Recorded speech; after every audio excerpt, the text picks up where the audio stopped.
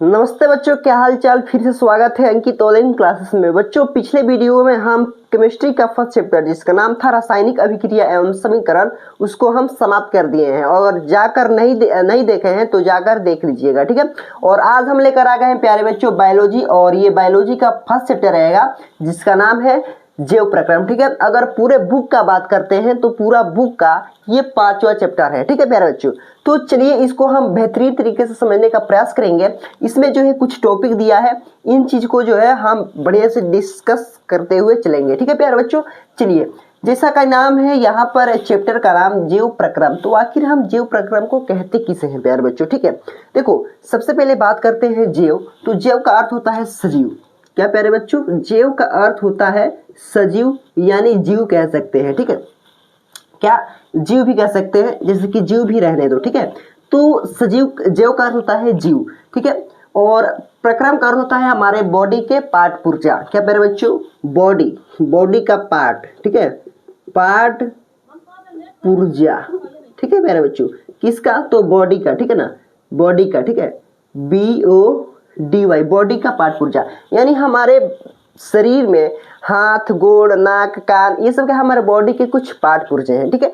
तो जैव प्रक्रम हम किसे कहते हैं, इसका परिभाषा कोई पूछे तो आप लोग कहिएगा, जीवों में वे सभी प्रक्रम जो समान रूप से हमारे अनुरक्षण का कार्य करता है, हमारे मतलब कि हमारे आवश्यकता का काम करता है, जिसे हम काम करते हैं उसे क्या कहते हैं, जैव प्रक्रम कहते हैं। जैसे कि हाथ है प्यारे बच्चों, क्या हाथ से हमारे खाने का काम करता है, ठीक है ना, कुछ वजन उठाने का काम करता है, बहुत सारे काम करता है। आंख है, आंख देखने का काम करता है। कान है तो कान सुनने का काम करता है, ठीक है। तो वही होता है जैव प्रक्रम का मतलब, ठीक है। जीवों में वैसे ही प्रक्रम जो समान रूप से हमारे अनुरक्षण का कार्य करते हैं, यानी मेंटेनेंस का कार्य करते हैं, उसी को हम जैव प्रक्रम कहते हैं प्यारे बच्चों। बहुत ही मजे तरीके से समझ में आ गया, ठीक है। चलिए अब हम देख लेते हैं प्यारे बच्चों पोषण यानी न्यूट्रिशन के बारे में। देखिए, यहाँ पर पोषण का मतलब क्या होता है, तो देखो, पोषण को इंग्लिश में हम कहते हैं न्यूट्रिशन, ठीक है प्यारे बच्चों। पोषण जो है ये समझ में आ गया। अब देखिए पोषण यहाँ पर देखिए प्यारे बच्चों, पोषण को इंग्लिश में आखिर कहते क्या है, इंग्लिश में क्या कहते हैं प्यारे बच्चों, न्यूट्रिशन कहते हैं। क्या? न्यूट्रिशन, NUTRITION, न्यूट्रिशन, ठीक है प्यारे बच्चों। देखो, अगर आपसे कोई पूछे पोषण का परिभाषा सुनाओ तो आप लोग कहिएगा प्यारे बच्चों कि किसी भी काम को करने के लिए, देखो पोषण का अर्थ क्या होता है, मतलब कि ऊर्जा यार। पोषण हो हमारे शरीर में, पोषण आओ यानी ऊर्जा, ठीक है। तो किसी भी काम को करने के लिए प्यारे बच्चों हमें ताकत की आवश्यकता होती है, यानी ऊर्जा की आवश्यकता होती है, ठीक है। तो ताकत आएगा कहाँ से हमारे शरीर में, जब हम खाद्य पदार्थ को खाएंगे, यानी खाने वाला पदार्थ को खाते हैं, तभी तो प्यारे बच्चों हमारे शरीर में ताकत आएगा, तो हम कोई काम करेंगे, ठीक है ना। तो उसी को क्रिया को हम पोषण कहते हैं, ठीक है। देखिए, पोषण जो है प्यारे बच्चों 2 प्रकार के होते हैं। कितने प्रकार के होते हैं प्यारे बच्चों? 2 प्रकार के। कौन कौन? देखो, पहला है स्वपोषी पोषण। क्या? स्वपोषी पोषण, ठीक है, पोषण, स्वपोषी पोषण। और दूसरा है विषम पोषी पोषण, ठीक है प्यारे बच्चों, विषम पोषी ये पोषण, ठीक है। स्वपोषी पोषण और विषम पोषी पोषण। देखो प्यारे बच्चों, स्वपोषी पोषण को अगर दूसरे शब्द में बोला जाए तो बहुत लोग कहते हैं स्वपोषण। क्या? स्वपोषण भी आदमी बोलता है स्वपोषी पोषण को, ठीक है। चलिए, और विषम पोषी पोषण को परपोषण भी कहा जाता है, परपोषण, ठीक है। क्या? परपोषण। देखो, अब देखो, स्वपोषी पोषण को इंग्लिश में बोला जाए तो आउट्रोपिक न्यूट्रिशन, AUTOROPHIC, ठीक है, आउट्रोफिक न्यूट्रिशन कह सकते हैं ये, ठीक है, आउट्रोफिक न्यूट्रिशन। और विषमपोषी पोषण को क्या कहते हैं? हेट्रोफिक न्यूट्रिशन। क्या? HETEROPHIC, हेट्रोफिक न्यूट्रिशन कहते हैं। ठीक है, अब देखो स्वपोषी पोषण और विषमपोषी पोषण क्या है। देखो स्वपोषी पोषण जो है ना प्यारे बच्चों, वो अपना भोजन खुद प्राप्त कर लेते हैं, यानी ये दूसरे जीव पर आश्रित नहीं रहते हैं, यानी ये दूसरे जीव पर जो आश्रित नहीं रहते हैं, मतलब कि ये नहीं सोचते हैं कि कोई देगा हमको तो अब हम खाएंगे, यानी भोजन हम प्राप्त करेंगे, नहीं, ये अपना भोजन खुद निर्माण करता है। स्वपोषी पोषण जैसे कि आप लोग देखिए, जैसे में हमारे पास आ जाता है प्यारे बच्चों पेड़ पौधे, क्या हरे हरे पेड़ पौधे, ठीक है, हरे पेड़, ठीक है, पेड़ पौधे, ठीक है ना, हरे पेड़ पौधे, ये क्या है प्यारे बच्चों, स्वपोषी पोषण है। यानी हरे पेड़ पौधे जो है अपना भोजन खुद प्राप्त कर लेते हैं, सूर्य के प्रकाश लेकर के, ऑक्सीजन लेकर के, पानी लेकर के, कार्बन डाइऑक्साइड लेकर के, ठीक है ना, ये अपना भोजन खुद निर्माण कर लेते हैं। ठीक है, अगर डिफिनेशन बोला जाए थी परिभाषा, तो आप लोग बोलिएगा वैसा पोषण जो अपना भोजन खुद प्राप्त कर ले, ये दूसरे जीव पर आश्रित नहीं रहते हैं, उसे हम क्या कहेंगे प्यारे बच्चों, स्वपोषी पोषण। अब देखिए विषमपोषी पोषण, विषमपोषी पोषण जो है प्यारे बच्चों क्या दूसरे जीव पर आश्रित रहते हैं, क्या आश्रित रहते हैं, दूसरे जीव पर आश्रित कहने का मतलब निर्भर रहते हैं। विषमपोषी पोषण जो है सोचते हैं कि दूसरा कोई हमको भोजन देगा तब हम खाएंगे, ये अपना भोजन खुद निर्माण नहीं करते हैं। जैसे कि हम लोग आ जाते हैं, ठीक है ना, जैसे कि मानव, ठीक है ना, बकरी, ठीक है ना, बकरी कह सकते हैं, उसके बाद से भेड़, ठीक है ना, भेड़, बहुत सारे जीव आ जाते हैं। ठीक है, तो विषमपोषी पोषण किसे कहते हैं, वैसा पोषण जो दूसरे जीव पर आश्रित हो, ठीक है ना, वो अपना भोजन खुद ना बनाए, उसे हम क्या कहते हैं प्यारे बच्चों, विषमपोषी पोषण कहते हैं। ठीक है, अब देख लेते हैं प्यारे बच्चों विषमपोषी पोषण जो है 3 प्रकार का होता है। कितना प्रकार का, 3 प्रकार का। आइए समझते हैं प्यारे बच्चों ये 3 प्रकार कौन कौन से हैं। ठीक है, चलिए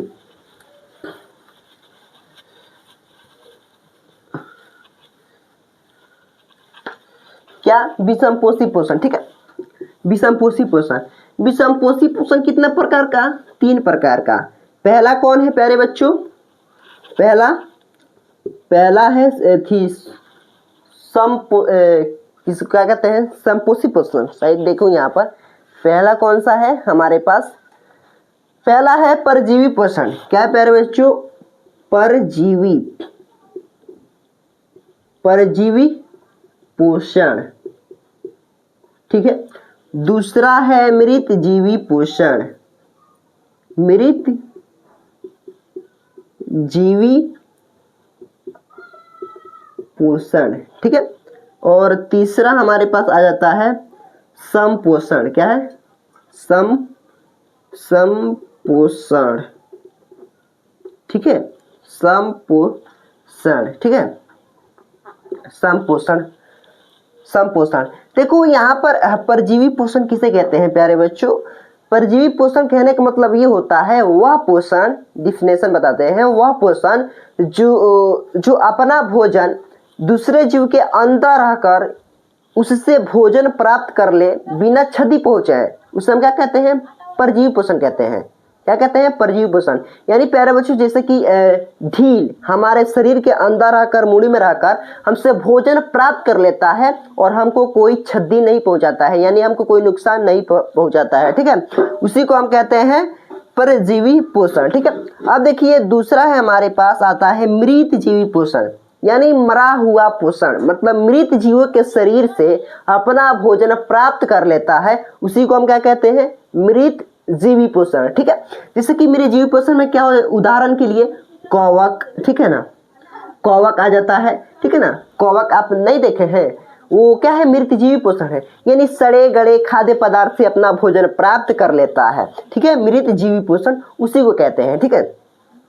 अब देखो समपोषण कहने का मतलब क्या होता है, समपोषण यानी वैसा पोषण जो अपना भोजन जो है प्यारे बच्चों जैसे कि खुद प्राप्त कर लेता है, उसे क्या कहते हैं, यानी उसका भोजन जो होता है अंदर पाचन होता है शरीर के अंदर, उसे हम क्या कहते हैं, संपोषण पोषण कहते हैं। जैसे कि मानव, प्यारे बच्चों मानव में क्या होता है, मानव में क्या होता है, मानव में प्यारे बच्चों भोजन तो अंदर पचता है, बाहर नहीं ना पचता है, इसी को हम कहते हैं संपोषण कहते हैं। मानव आ जाएगा, या फिर आप कह सकते हैं उसको क्या कहते हैं भैया, वो उसका क्या नाम है यार, देखो यहाँ पर लिखा गया है हाँ मानव हो गया अमीबा, क्या प्यारे बच्चों अमीबा, ये भी हमारे पास उदाहरण में आ जाएगा संपोषण में। ठीक है प्यारे बच्चों, चलिए तो ये पोषण जो है इतना ही होता है, ये विषम पोषी पोषण के प्रकार। ठीक है, तो ये भी हमारे पास समझ गए हैं। अब हम देख लेते हैं प्यारे बच्चों वाष्पोत्सर्जन क्या होता है,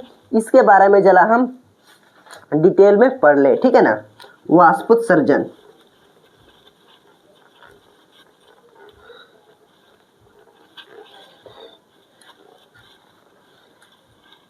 देखिए वाष्पोत्सर्जन का मतलब होता है वाष्प जोड़ उत्सर्जन, यानी वाष्प को बाहर निकालने की क्रिया को हम क्या कहते हैं प्यारे बच्चों, वाष्पोत्सर्जन कहते हैं। वाष्प यानी भाप को बाहर निकालने की क्रिया को वाष्पोत्सर्जन कहते हैं। ये डिफिनेशन है क्या प्यारे बच्चों, वाष्पोत्सर्जन। ठीक है ना, वाष्पोत्सर्जन। ठीक है, वाष्पोत्सर्जन। ठीक है, वाष्प को बाहर क्या, वाष्प को बाहर निकालने की क्रिया को क्या प्यारे बच्चों, निकालने की क्रिया को क्या कहते हैं, वाष्पोत्सर्जन कहते हैं। ठीक है प्यारे बच्चों, अब देखो वाष्पोत्सर्जन की क्रिया जो होती है किससे संपन्न होती है, देखो आपको हम प्रैक्टिकल करके दिखाते हैं, जैसे कि यहाँ पर आप लोग देखिएगा। ठीक है, ठीक है ना, क्रिया जो है देखो यहाँ पर वाष्पोत्सर्जन किसे कहते हैं, वाष्प को बाहर निकालने की क्रिया को वाष्पोत्सर्जन कहते हैं। और ये वाष्पोत्सर्जन की क्रिया जो है किससे संपन्न होती है, यानी जैसे कि पौधों के पत्तियों में, क्या प्यारे बच्चों ये पौधा का पत्ता है, ठीक है ना, इसके पत्तियों में रंध्र में, यानी जिसे स्टोमाटा कहते हैं, क्या प्यारे बच्चों रंध्र क्या कहते हैं, स्टोमाटा, STOMATA, स्टोमाटा, इसका कहते हैं रंध्र। ठीक है ना, रंध्र में जो है क्या, इसका वाष्पोत्सर्जन की क्रिया संपन्न होती है। जैसे कि यहाँ पर पतिया है, इसको तोड़ लेते हैं। ठीक है, ये जो है पतिया आप ले देख रहे हैं, ये बीच में क्या है, एक लाइन की तरह पतली लकड़ी की तरह जो है रहता है, इसमें क्या है, इसी से हमारा वाष्प निकलता है, देख लीजिए। ठीक है ना, इसी से क्या वाष्प निकलता है। ठीक है, और इसी से हमारे पास जो है वाष्पोत्सर्जन की क्रिया संपन्न होती है। ठीक है, अगर आपसे कोई पूछे प्यारे बच्चों वाष्पोत्सर्जन जो है, वाष्पोत्सर्जन की क्रिया को किससे मापा जाता है, ठीक है, यानी ये वाष्पोत्सर्जन की क्रिया जो है मापने के लिए कौन सा यंत्र का प्रयोग किया जाता है, तो आप लोग बोलिएगा प्यारे बच्चों क्या कहते हैं, पोटोमीटर। क्या प्यारे बच्चों,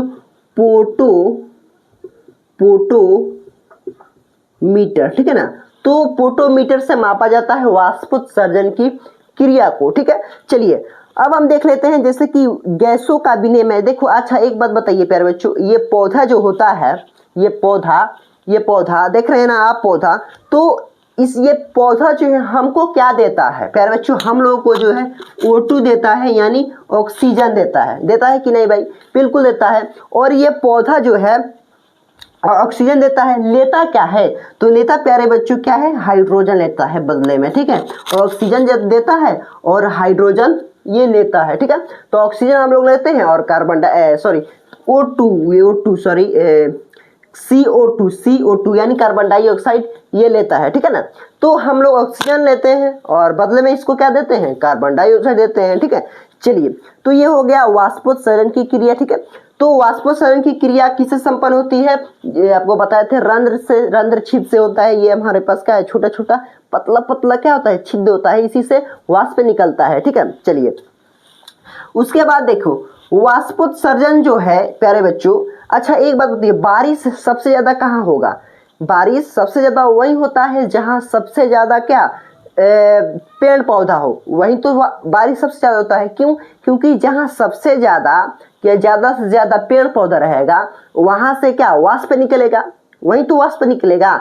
और जहाँ सबसे ज्यादा पेड़ पौधा रहेगा वाष्प निकलेगा, तो वही तो भाप हुआ, क्या बाद में बारिश बरस जाता है, ठीक है ना। तो कहाँ बरसता है सबसे ज्यादा बारिश? जहाँ सबसे ज्यादा पेड़ पौधा रहेगा वही तो, ठीक है। चलिए, तो अब हम देख लेते हैं प्यारे बच्चों प्रकाश संश्लेषण। ये जो है कंप्लीट होता है हमारा वाष्पोत्सर्जन। अब हम देख लेते हैं प्रकाश संश्लेषण। देखो प्यारे बच्चों, प्रकाश संश्लेषण जो होता है, प्रकाश संश्लेषण, तो आपके एग्जाम में प्यारे बच्चों चित्र भी बनाना होता है, ठीक है ना, लेकिन खुद आप लोग बना लीजिएगा, यहाँ पर हम नहीं बताएंगे, ठीक है। चलिए, तो वाष्पोत्सर्जन के हम बारे में बता दें। जैसे कि प्रकाश संश्लेषण, प्रकाश संश्लेषण को इंग्लिश में क्या कहते हैं? फोटोसाइंथेसिस। जैसे कि यहाँ पर लिख लेते हैं प्रकाश संश्लेषण, ठीक है ना। क्या है? प्रकाश संश्लेषण, ठीक है ना, प्रकाश संश्लेषण। चलिए, ये प्रकाश संश्लेषण जो है प्यारे बच्चों, यानी फोटोसाइंथेसिस किसे कहते हैं? देखो, प्रकाश का मतलब, प्रकाश संश्लेषण यानी प्रकाश आप लोग जानते हैं, संश्लेषण का मतलब क्या होता है? कोई चीज की बात है, ठीक है ना। यानी प्रकाश की उपस्थिति में किसी चीज का निर्माण करना क्या होता है प्यारे बच्चों? हमारा प्रकाश संश्लेषण कराता है। डिफिनेशन क्या है? प्रकाश की उपस्थिति में किसी चीज का निर्माण करना प्रकाश संश्लेषण कहलाता है, ठीक है प्यारे बच्चों। अब देखिए, प्रकाश संश्लेषण क्रिया के फल स्वरूप जो है पौधे प्राप्त क्या करते हैं? यानी जब प्रकाश संश्लेषण जो है क्रिया होती है, प्रकाश संश्लेषण की क्रिया होती है, तो पौधे प्राप्त क्या करते हैं? क्या प्राप्त करते हैं, ठीक है ना। प्राप्त क्या करते हैं, चलिए बताता हूं। तो प्रकाश संश्लेषण की जब क्रिया होती है तो पौधे क्या प्राप्त करते हैं? कार्बन डाइऑक्साइड, उसको कहते हैं कार्बन डाइऑक्साइड, ठीक है ना, कार्बोहाइड्रेट है, ठीक है ना, ठीक है ना, कार्बोहाइड्रेट, ठीक है ना, हाइड्रेट, ठीक है ना, कार्बोहाइड्रेट। उसके बाद से आता है हमारे पास, जैसे कि ऊर्जा भी कह सकते हैं, कोई दिक्कत की बात नहीं है, ऊर्जा भी हो सकता है, ठीक है। ऊर्जा, कार्बनिक, ओके, कार्बनिक ग्लूकोज, ठीक है ना, ग्लूकोज, ओके, ग्लूकोज, ठीक है। तो प्रकाश संश्लेषण की जब क्रिया होती है तो बच्चों क्या क्या प्राप्त होता है? कार्बोहाइड्रेट, ऊर्जा, कार्बनिक, ग्लूकोज। ये आप चारों में से कोई, मतलब इन चारों में से कुछ भी आप कह सकते हैं। इन सभी का सूत्र होता है क्या प्यारे बच्चों? C6H12 क्या O6, C6H12O6 यानी C6H12O6 क्या है? यह हमारे पास सूत्र है ग्लूकोज का, या फिर कार्बोहाइड्रेट कह सकते हैं, ऊर्जा कह सकते हैं, कार्बन कह सकते हैं, ठीक है ना। तो क्रिया के फल स्वरूप जो है पौधे यही प्राप्त करते हैं, C6H12O6, ठीक है प्यारे बच्चों। चलिए, उसके बाद है प्रकाश संश्लेषण की क्रिया के लिए आवश्यक कच्ची सामग्री क्या है? यानी जब प्रकाश संश्लेषण की क्रिया होती है तो प्रकाश संश्लेषण की क्रिया संपन्न होने के लिए, यानी जो है पूरी तरह से संपन्न होने के लिए क्या चीज की आवश्यकता होती है? प्रकाश संश्लेषण। तो देखिए, आप लोगों को हम बताता हूं यहाँ पर, ठीक है ना। तो प्रकाश संश्लेषण की जो है क्रिया संपन्न होने के लिए 4 चीज की आवश्यकता होती है। कितने चीज की? 4 चीज की। पहला है जैसे कि सूर्य के प्रकाश कह सकते हैं, ठीक है ना, सूर्य का प्रकाश में कितना रंग होता है प्यारे बच्चों? 7 रंग होता है। कितना रंग? 7 रंग। इसमें से लाल, ठीक है ना, लाल, नीला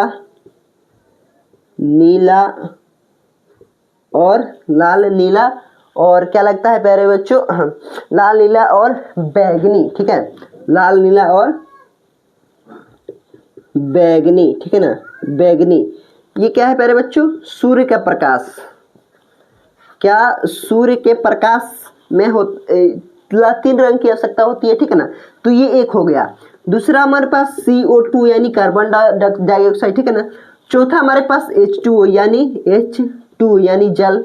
और चौथा हमारे पास होता है क्लोरोफिल। क्या है? क्लोरोफिल। Okay, chlorophyll.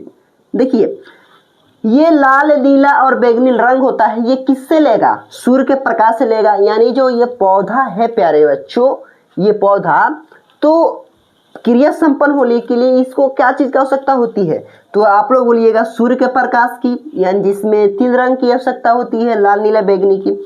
उसके बाद कार्बन डाइऑक्साइड, कार्बन डाइऑक्साइड कहाँ से ले लेगा? वायुमंडल से ले लेगा। H2O यानी जल, जल कहाँ से ले लेगा? मिट्टी से ले लेगा, यानी धरती से ले लेगा, ठीक है। और क्लोरोफिल इसमें खुद पाया जाता है प्यारे बच्चों, ठीक है। तो ये हो गया। तो ये 4 चीज की आवश्यकता होती है प्यारे बच्चों प्रकाश संश्लेषण की क्रिया संपन्न होने के लिए, ठीक है। चलिए उसके बाद आता है हमारे पास कि हरित लवक, ठीक है प्यारे बच्चों। चलिए अब हम बात करेंगे हरित लवक के बारे में, ठीक है। हरित लवक क्या होता है? हरित लवक प्यारे बच्चों यानी क्लोरोफिल, ठीक है। हरित लवक यानी क्लोरोफिल।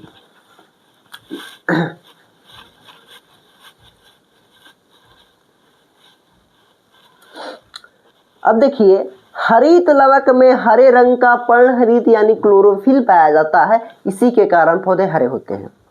एक बात ध्यान रखिएगा, ये हरित लवक यानी प्यारे बच्चों ये पौधा जो है आखिर हरा क्यों होता है? यह पौधा आखिर हरे ही क्यों होते हैं? बताइए किसके कारण? तो क्लोरोफिल के कारण। क्या प्यारे बच्चों? क्लोरोफिल, क्लोरोफिल कह सकते हैं या फिर हरित लवक दे दे ऑप्शन में तो हरित लवक मार दीजिएगा, क्लोरोफिल दे दे तो क्लोरोफिल मार दीजिएगा। अगर पर्णहरित दे दे, क्या पर्णहरित, पर्णहरित दे दे तो पर्णहरित मार दीजिएगा, ठीक है। इन तीनों में से अगर कोई भी दे ऑप्शन तो मार दीजिएगा, क्लियर। कोई पूछे पौधे हरे क्यों होते हैं, ऑप्शन में अगर ये तीनों में से कोई भी दे दे तो आप लोग टीक मार दीजिएगा। ओके चलिए, तो किसके कारण होता है? क्लोरोफिल के कारण होता है, या फिर पर्णहरित के कारण होता है, या फिर हरित लवक के कारण होता है, ठीक है ना। आप लोग ये टिक मार दीजिएगा। चलिए अब हम बात करेंगे प्यारे बच्चों, यहाँ पर पाचन तंत्र बच गया, उसके बाद से है श्वसन तंत्र बच गया और उत्सर्जन तंत्र, और यहाँ पर जो है रक्तचाप, रक्तदाब, हृदय। तो प्यारे बच्चों आप लोग को हम बता दूं, ठीक है ना, आप लोग को हम क्या बता दूं कि पाचन तंत्र, श्वसन, उत्सर्जन तंत्र, रक्तचाप और हृदय ये हम अगला पार्ट में पढ़ेंगे, ठीक है। ये पार्ट 1 होगा और पार्ट 2 में हम इसको खत्म कर देंगे इस चैप्टर को, ठीक है प्यारे बच्चों। अगर वीडियो अच्छा लगा तो एक लाइक जरूर बनता है, ठीक है प्यारे बच्चों। चलिए हम रहेंगे दूसरे पार्ट में, ठीक है।